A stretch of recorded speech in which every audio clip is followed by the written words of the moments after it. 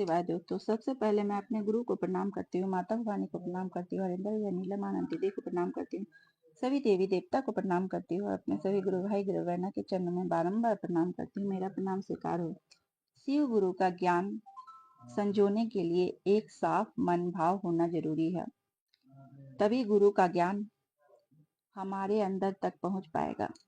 जिस प्रकार नल से पानी भरने के लिए बाल्टी की आवश्यकता होती है, उसी तरह ज्ञान बटोरने के लिए हमें सच्चे मन की आवश्यकता होती है।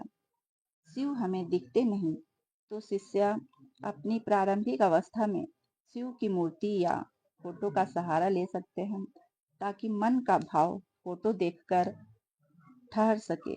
और जब वही शिष्य पुराना हो जाता है, तो उसे किसी मूर्ति की आवश्यकता नहीं होती, क्योंकि शिव का फोटो उनके मन के मंदिर में बैठ जाता है और शिष्य आत्मा से परमात्मा के मेल हो जाता है।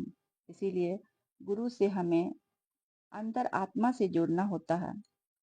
शिव को हम तक पहुंचाने के लिए हमारे हरिंद्र भैया और नीलम दीदी ने जो अपनी ऊर्जा अपनी शक्ति लगाई, उसके लिए हम जनमानस को उनका आभार व्यक्त करना चाहिए, क्योंकि हरिंद्रानंद भैया से पहले भी किताबों के जरिए हम जानते हैं कि शिव गुरु थे और किताब में उन 12 शिष्य की व्याख्या लिखी गई है, लेकिन उन 12 शिष्यों में से कोई भी हम तक शिव को पहुंचाने का दायित्व नहीं उठाए।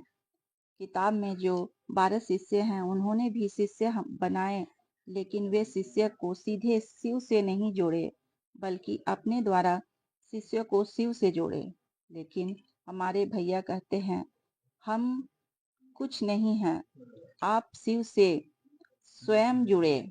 इसके लिए उन्होंने हमें 3 सूत्र दिया, ताकि हमारा मन शिव से जुड़ सके, हमारा मन शिव के सामने झुके। वही शिव की शिष्यता है। इस प्रकार आज की चर्चा को मैं यहीं विराम देती हूँ। अगर आपको अच्छी लगे तो लाइक एंड सब्सक्राइब जरूर करेंगे। धन्यवाद।